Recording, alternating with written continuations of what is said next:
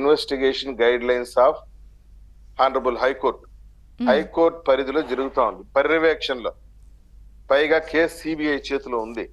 గత ప్రభుత్వంలో మాదిరిగా మనం ఎప్పుడు కూడా ఇన్వెస్టిగేషన్ అడ్డుకునేది లేదు, ఇన్వెస్టిగేషన్ అడ్డుపడింది లేదు. సిబిఐ త్వరగా ఇన్వెస్టిగేషన్ చేయవలసినటువంటి బాధ్యత ఉంది. అంటే మీరు అడ్డుపడ్డారు అనట్లేదు, ఒక దశలో అది మీ పార్టీకి చుట్టేశారు, అది బ్యాన్ రైటం లేసారు. ఇందాక సత్యమూర్తి గారు కూడా అన్నారు, నారాసుర రక్త చరిత్ర వేసి పడేశారు మీ మీద. ఎలక్షన్స్ లో అది మీరు ఎంత దాని మూల్యం చెల్లించుకున్నారు మేడం.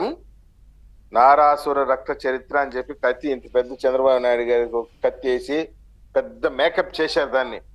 ఏం చెప్పేది, చివరికి న్యాయమే గెలిచింది, జగనాసుర రక్త చరిత్ర తేలింది. ఏంటి సత్యమూర్తి గారు, ఆ కత్తికి రక్తం కారుతున్నట్టు కూడా వేశారు. అప్పుడే మర్డర్ చేసి వచ్చిన చుక్కలుగా ఇన్ని మేకప్లు చేసినారు. జగన్మోహన్ రెడ్డి బతికే ఒక మేకప్ బతుకు. నిన్ను చూసాం ఆ కృష్ణా జిల్లా మిర్చి ఆడు కూర్చున్నప్పుడు ఏదో ఒక అమ్మాయి బ్యాన్ నేర్చుకుంటా పోయి ఆయనతో సెల్ఫీ దిగినట్టు ఒక మేకప్. మళ్ళీ విజయవాడ వరదలు వచ్చినప్పుడు పిల్లగాడు బ్యాన్ నేర్చుకుంటా పోయి జగన్మోహన్ రెడ్డితో ఫోటో దిగాలని సెల్ఫీ దిగాలని ఒక మేకప్. ఆయన ఎక్కడ వచ్చినా ఒక మేకప్ టీం ఉంటది మేడం. ఒక 200 మందిని 300 మందిని జమ చేస్తారు. ఆయన వచ్చినప్పుడు అంతా సీఎం సీఎం సీఎం సీఎం అని గట్టి గట్టిగా అరవాలన్నమాట.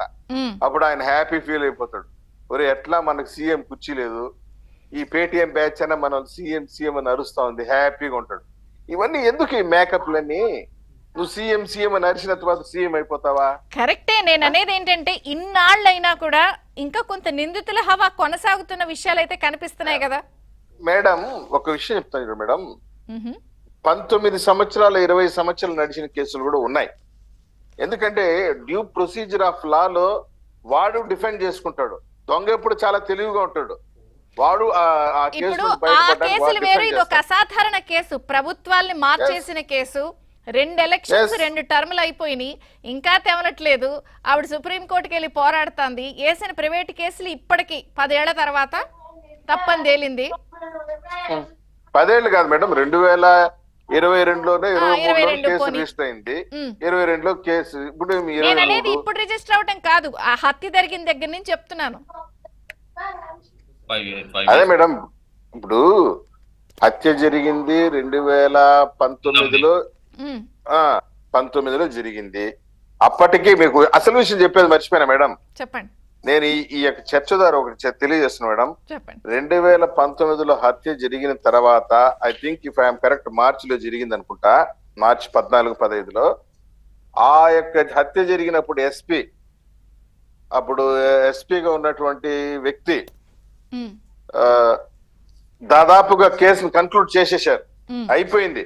1 మంత్ లో 20-25 days లో కేసు కన్క్లూజన్ చేసేసారు ఆయన. ఇవి పలానా వాళ్ళు హత్య చేయించారని చెప్పేసి. వెంటనే గవర్నమెంట్ వచ్చిన తర్వాత ఆయన మార్చేశారు, ప్రెజరైజ్ చేశారు ఆయన్ని.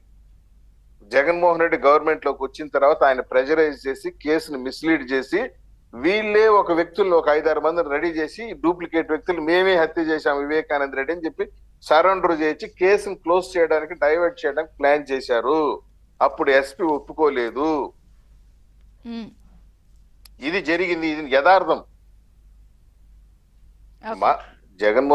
వైఎస్ వివేకానంద రెడ్డి గారి హత్య జరిగినట్టు 1 month ఎస్పీ గారు ఇన్వెస్టిగేషన్ చేసి ఈ కేమ్ టు కన్క్లూజన్, పలానా వాళ్ళు ఈ హత్య చేయించారు, దీని వెనకాల పలానా కుట్ర ఉంది, పలానా వ్యక్తులు ఉన్నారని కూడా వచ్చేసిన తర్వాత మన దురదృష్టము ఇంకొకటి ఏందో కానీ గవర్నమెంట్ పోవటం, తెలుగుదేశం ప్రభుత్వం పోవటం, జగన్మోహన్ రెడ్డి ముఖ్యమంత్రి కావటం, పవర్ వాళ్ళ చేతికి రావటం, తక్షణం ఎస్పీని మార్చటం, వాళ్ళకి కావాల్సిన ఎస్పీని వేసుకోవడం. ఈ లోపలనే అప్పుడున్నటువంటి ఎస్పీ గారిని, కడప జిల్లా ఎస్పీ గారిని, ఇప్పుడు ఆయన తెలంగాణ క్యాడర్కి వెళ్ళారనుకుంటా.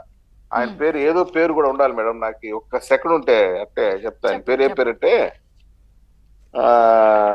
ఏదో పేరు మేడం, ఆయన పేరు